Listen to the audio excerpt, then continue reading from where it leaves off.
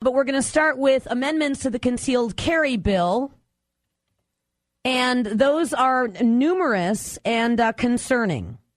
Let's see, I've got 1, 2, 3, 4, 5, 6, 7, 8, 9, 10, 11, 12, 13, 14, 15, 16 amendments expected for the concealed carry bill, which was negotiated and we thought we had an agreement on going into the actual vote on this. I'm going to go through some of these amendments. Some of them are disturbing to say the least.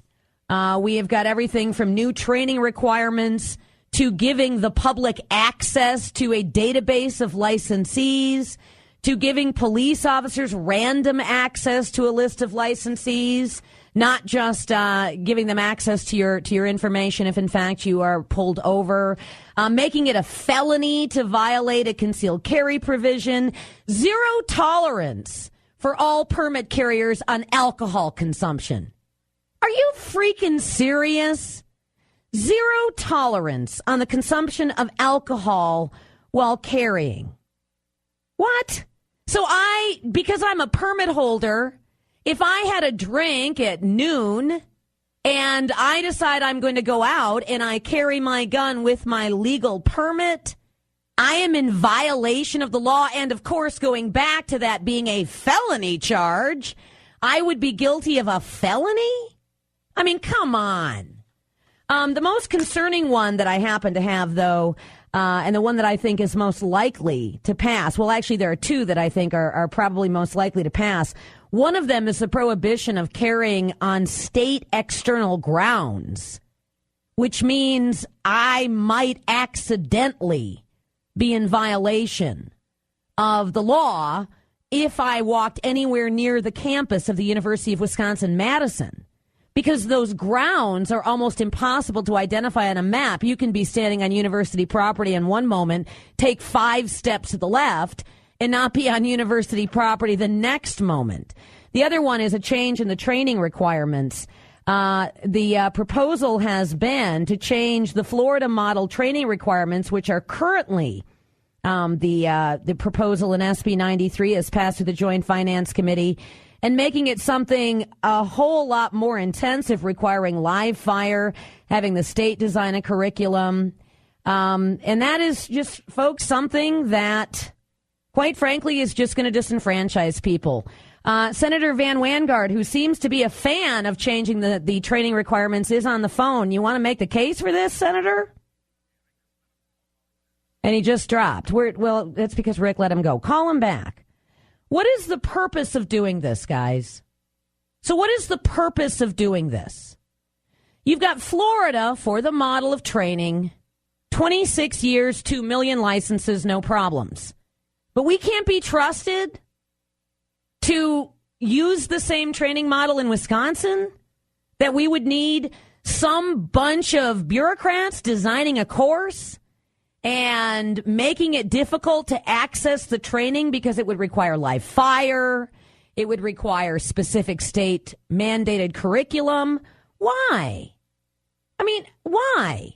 Why would you want to take someone who does not have easy access to live fire ranges, who doesn't have the ability to maintain that kind of discretionary income expense, and take away their ability to get a permit in Wisconsin? Senator Wanggaard, I really need you to explain this, sir. Good morning, Vicki. How are you this morning? Well, first of all, it does not require the amendment that I've been talking about since the beginning is an amendment which identifies curriculum, not the amount of time that somebody has to put into a training course, but that the curriculum covers the things that are necessary for carry conceal.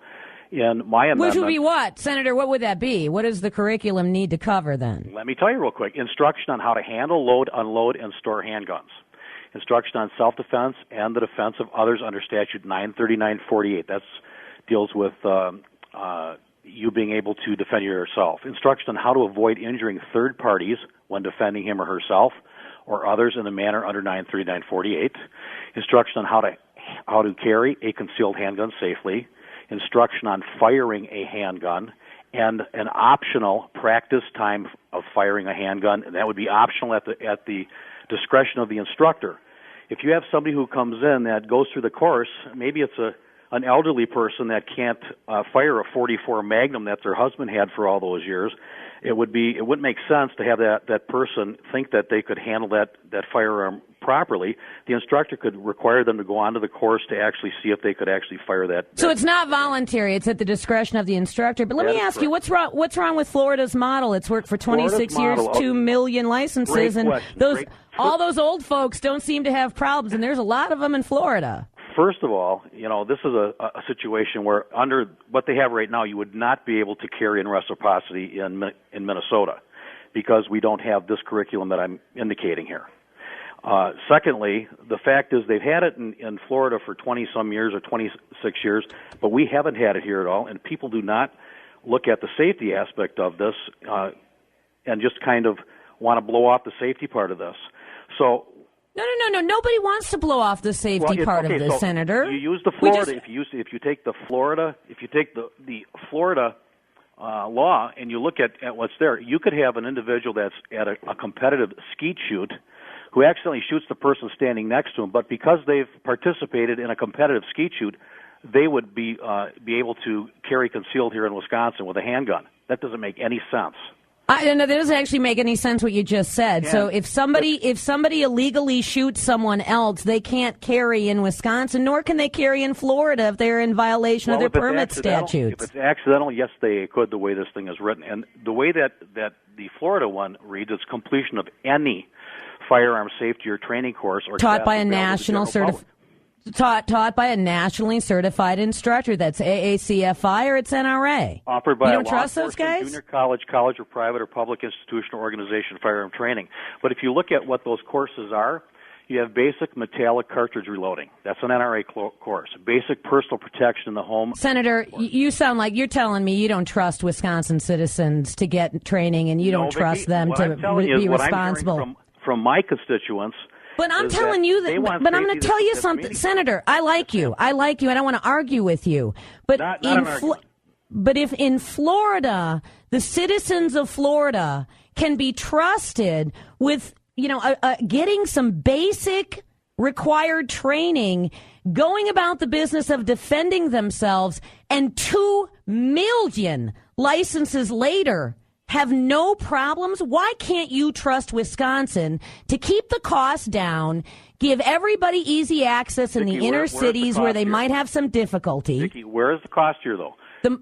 Senator, you are a conservative. You know that the moment the government starts getting in and mandating curriculum and designing what the course is going to look like, pretty soon it looks like Minnesota, and we're charged $190 or $250 for the training. Well, but that's exactly what we're not doing. We're not looking at mandating a specific training course. We're looking at the course has this curriculum in it. That is a specific training course, though, Senator. If the curriculum must have X, Y, and Z, then that is a specifically designed course. The curriculum of the course is the training for the course. Well, sure. Right. So that's exactly what you're doing. Why? Why do you think we need it when apparently it is not required for all those old folks, snowbirds in Florida? Why does Wisconsin need this and we can't be trusted? But Florida can. What is the difference between our citizens? I don't think it's anything about us not being trusted. I think that this goes to just common sense, Vicki. This is common sense that people understand what the responsibilities when they carry a firearm. This is not. Of course, Senator, but Vicki, how long have you carried concealed, Vicki? Senator, that's a straw man, and shame on you for offering up straw man. I've carried for 40 years concealed, and this is the problem. That you are saying that this is basic safety, yes, and you're saying somehow that the basic training model that is offered is not about safety, and we will not be safe if we are exposed to something that is so uncontrolled and unconstrained by our government. Because you're a cop, you want to say this with authority, but you don't have authority, Senator Wanggaard. I'm going to tell you why. 26 years, 2 million licenses, and no problems, and you cannot point to a single state in the United States, Senator. And again, I don't like to get mad at you because I like you. You cannot point to a single state in this country where increased training has made concealed carry permit holders safer. You can't do it. If you can, give me the state. Well, I would ask, how would you do that? it's looking at Florida's licenses as an example. They also license out-of-state people out of those 2 million licenses that you wouldn't know because they've gone to another state. You can work the numbers any way you want. No, you All really I'm saying can't. is The numbers are the numbers. Why would we require any training then if the training is important? They apparently thought it was important because as I talked to people over the weekend, they told me that there's a training thing in this. And when I explained to them what it was, they said, that's ridiculous. That's a joke. Wouldn't it make sense to have that training in there? I believe in anybody. No, how is the training a joke? How is the training a joke, Senator? Well, how is the Florida-style training a joke with AACFI certified or NRA certified instructors offering this course, training? How is it a joke? When you allow any course, like a course in basic metallic cartridge reloading or steps in firing a rifle orientation or shotgun orientation or national or NRA range safety officer courses, that has nothing to do with carrying a concealed firearm. You're telling me that you want to. So you're going further. You're actually going further. So you're saying then that anybody else's pre-existing training that would have exempted them from the bill is also not going to be qualifying them for a permit in the state of Wisconsin? If it doesn't have this curriculum, that is correct. So my Minnesota permit, sir, would not qualify me for a permit in Wisconsin because it doesn't have all of your indicators on the curriculum. No, actually, I believe Minnesota would allow you, if you have one in Minnesota, would allow you to carry here. We would be less restrictive here, so you could not carry if you had Wisconsin. But if I had a hunter safety, I'm done. Right, if I had hunters say so I'm fine because I spent $200 on Minnesota, even though Minnesota's curriculum does not have these elements in it. I took the class; it doesn't have all your elements in it. What about hunter safety?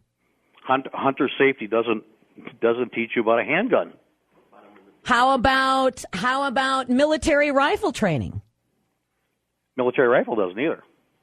So you're saying that all the military folks who were exempted, all the hunter safety people who were exempted, they're no longer exempted. They would have to go through this class. Vicki, in Minnesota, for a permit applicant who has not been employed as a peace officer in the state of Minnesota in the past year, Minnesota requires that they obtain basic training in the safe use and pistol conducted by an instructor certified in the previous 5 years by an organization or government entity approved by the Minnesota. You don't trust us. Safety.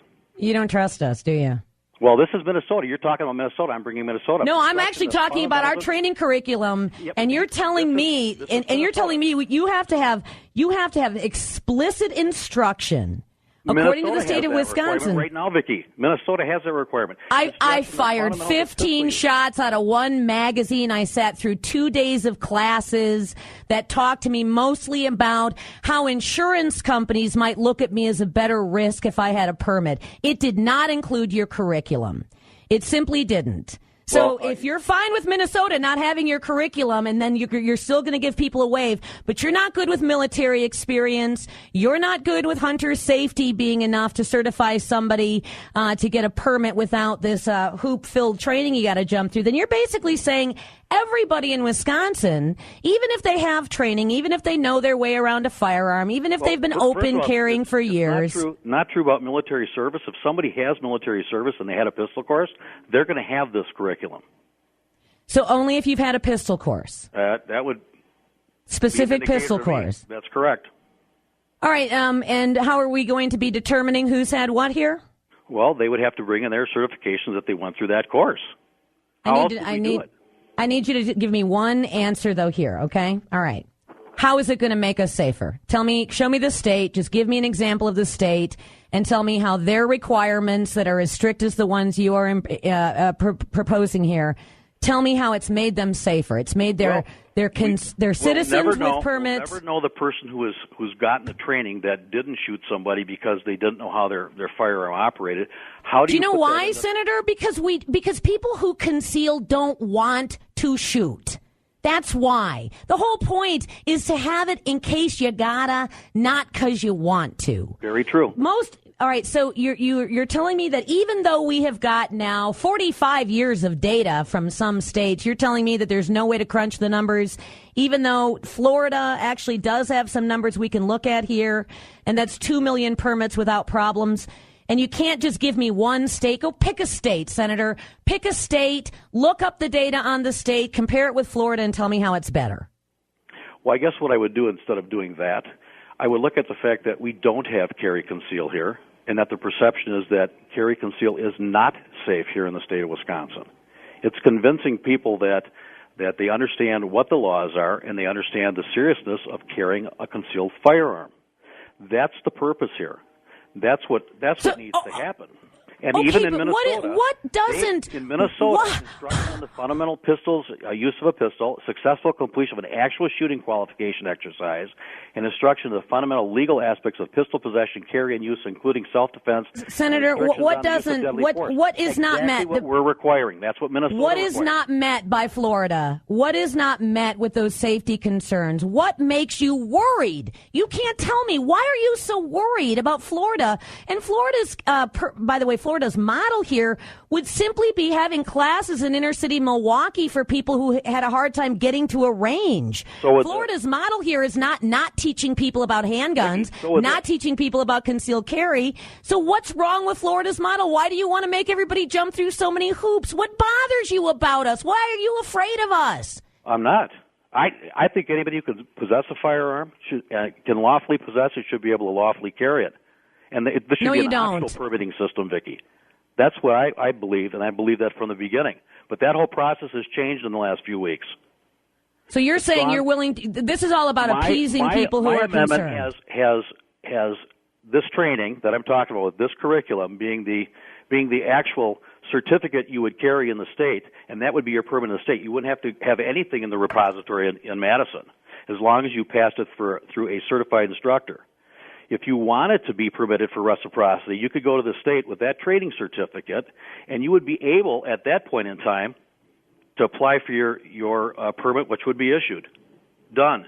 And now which you can do with the Florida model. Which you can do with the Florida model. The Florida model is a joke when it comes to the training aspect of this.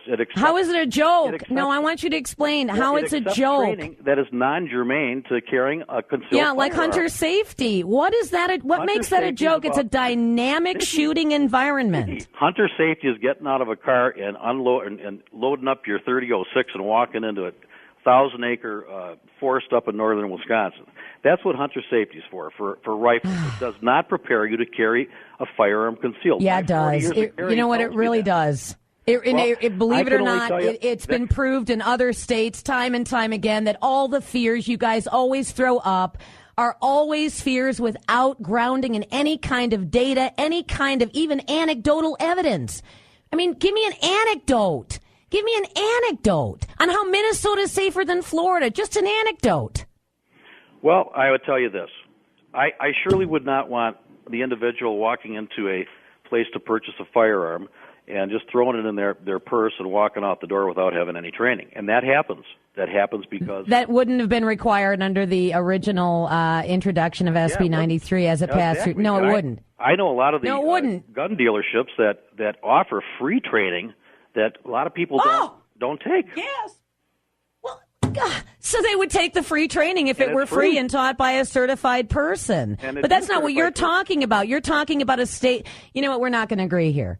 Senator Wanggaard, I don't know why you don't trust us. I don't know why you would want to appease the concerns of members of the left wing when they do not. Important, Vicki, they would remove the entire part of this whole thing and not have any training at all. So that's not a valid argument either. I think you need to have training. You just don't like the training. The training in this bill is reasonable training. It is training that most people can manage in terms of cost, and most people can manage in terms of time. This is not. There's no time requirement here. This is just a curriculum. It requires a specific type of curriculum be taught. There's no time parameters put in here. And matter of fact, the NRA pistol course, I believe, is 10 hours. The home defense is 12, and hunter safety. But that isn't what we're talking about here. Well, you can choose to take the NRA safety course, or you can choose to take a downtown in the basement of a church course that teaches you how. Because there's no requirement for firing live fire. You said that if the instructor believes that somebody who has never, it's not optional. If somebody has never fired a gun, and the instructor, I said it is left up to the instructor to determine if that individual can handle the firearm they have. because that instructor is going to have to sign off that he feels that that person. You don't need to have a firearm. You don't need to have a firearm to take the class. Yeah, and you don't. It's an optional practice time of firing a handgun. I don't see. So the person can say no thanks, right? The person can say no thanks. I don't want to take your optional offer. I'm just going to go get my permit without that optional offer of yours. Well, they surely could, but they wouldn't have a signed certificate, so they have to go through a course, or they have to do some training in order to do it. Wouldn't make sense to have a 90-year-old lady come in the door, that can't handle the 44, like I said, that her husband had, or even the 38. I tell you what, that 90-year-old gal down there in Florida is having a hell of a time. Senator Wanggaard. I had a 23-year-old gal I talked to yesterday, and she says, I could not believe that anybody would not go through some kind of a handgun course to begin with and that they don't require it. Then she would, wouldn't she? She would, wouldn't she? She would then choose to do that on her own because you know what? Most people... Yes, you would hope so, because most people would. And in fact, there is a training requirement in SB 93. You just want it to be a lot harder. You just want it to be a lot tougher. I don't think anything I've asked for is unreasonable, Vic. I really don't. I appreciate the time, Senator Wanggaard. Thank you. Thanks Vic. very I much. appreciate your time, too.